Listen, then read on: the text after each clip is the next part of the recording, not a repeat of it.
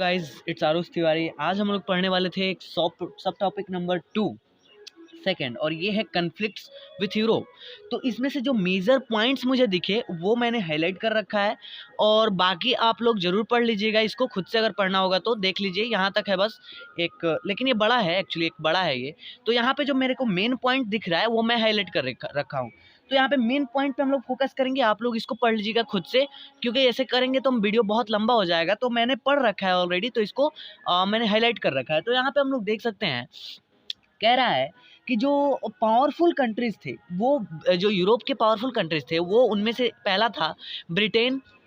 यहाँ पे आप लोग देख सकते हैं Britain, Germany, France, Austria Hungary and Russia. ये 5 ऐसे कंट्रीज थे जो यूरोप में बहुत ज़्यादा पावरफुल थे। अब इसमें से British was the richest and the most powerful. देखिए, इसमें से सबसे ज़्यादा पावर किसी के पास था, वो था ब्रिटिश एम्पायर। हालांकि इसके पास पार्लियामेंट्री फॉर्म ऑफ सिस्टम भी था, लेकिन कह रहा है Britain had a parliamentary form of government though monarchy had been retained. लेकिन वहाँ पे मोनार्ची भी था। आज भी आप लोग देख सकते हैं कि विक्टोरिया वगैरह ये रानियाँ जो है अभी भी है, तो मोनार्ची सिस्टम तो अभी भी है, वहाँ पे पार्लियामेंट्री सिस्टम भी था। तो यहाँ पे आप लोग इसको जरूर पढ़ लीजिएगा। आप लोग पॉज करके वीडियो को पढ़ लीजिएगा, फिर हम लोग आगे आ जाते हैं।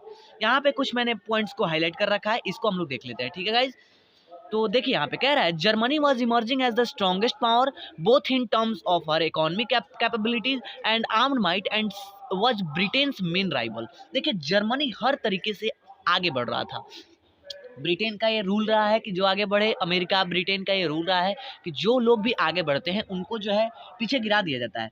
तो ब्रिटेन इकोनॉमी में भी और हर तरीके की चीज़ों में भी आगे जा रहा था। लेकिन अब देखिए, she too had a parliamentary form of government, though the position of the German empire was much stronger than the that of the British monarch. Germany के पास भी अपना पार्लियामेंट्री सिस्टम था, लेकिन जर्मनी का जो मोनार्च था, जो राजा थे, एम्पेरर थे, चांसलर, वो उसके पास ज्यादा स्ट्रॉन्गेस्ट पावर थी रेदर देन ब्रिटेन के राजा से।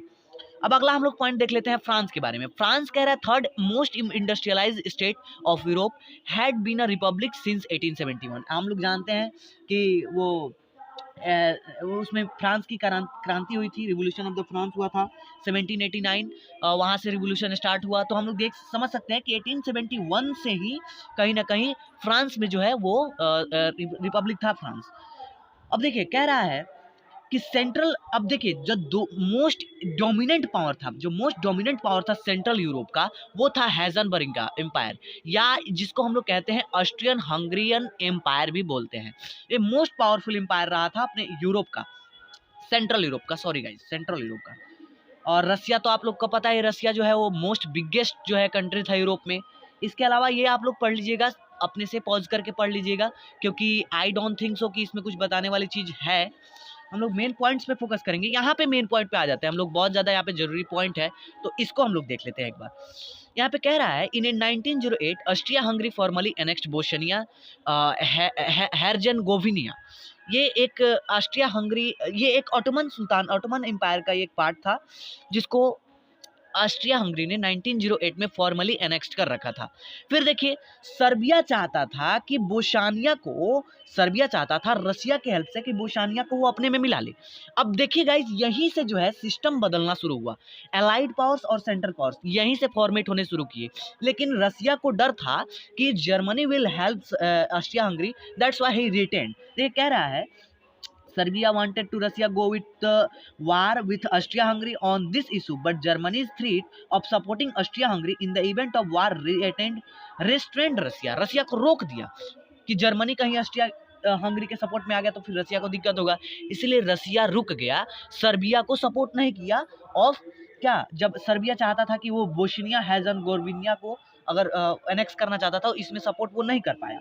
फिर कह रहा है कि ये बिटरनेस और भी इंटेंसिफाई हो गया, बिटरनेस इसके वजह से, क्योंकि 1912 और 1913 में बाल्कन वार्स हो गया था, सर्बिया और ऑस्ट्रिया हंगरी के बीच थे। अब देखिए, बाल्कन स्टेट्स मैंने आपको पहले ही बताया था कि बाल्कन स्टेट होता क्या है, मैंने आपको पहले बता चुका है। तो बाल्कन स्टेट क्या कहलाते हैं? सर्बिया, बुल्गारिया और आपको अल्बानिया, ये सब बाल्कन स्टेट्स थे। आपको अगर याद होगा तो मैं बताया था आपको बाल्कन स्टेट के बारे में। तो 1912 में, 1930 में ऑस्ट्रिया हंगरी और बाल्कन स्टेट के बीच वार हुआ, जिससे सर्बिया जो है और बिटरनेस उसके बीच पैदा हो गया। फिर अगला कह रहा है कि जो ऑटोमन एम्पायर है वो had been defeated by Austria Hungary.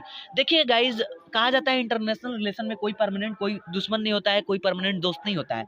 आप लोग देख सकते हैं कि ये जो ऑस्ट्रिया हंगरी डिफीट करा ऑटोमन्स को, इसने ब्रिटेन और जर्मनी के सपोर्ट से इसको डिफीट करा था। जबकि हम लोग देख सकते हैं कि फर्स्ट वर्ल्ड वार में मेन राइवल ऑस्ट्रिया हंगरी और जर्मनी का कौन था? ब्रिटेन था, जबकि यहाँ सपोर्ट से ऑटोमन एम्पायर को डिफीट किया गया था। तो इसलिए कहा जाता है guys, no permanent enemies and no permanent friends are there in the international relations. Thank you so much guys. आगे हम लोग देखेंगे फॉर्मेशन ऑफ अलायंसेस, इसको हम लोग पढ़ के हम लोग इसको भी यहाँ पे देखेंगे अच्छे से, जो भी पॉइंट्स हैं इसको मैं नोट डाउन कराऊंगा आपको। Thank you so much guys.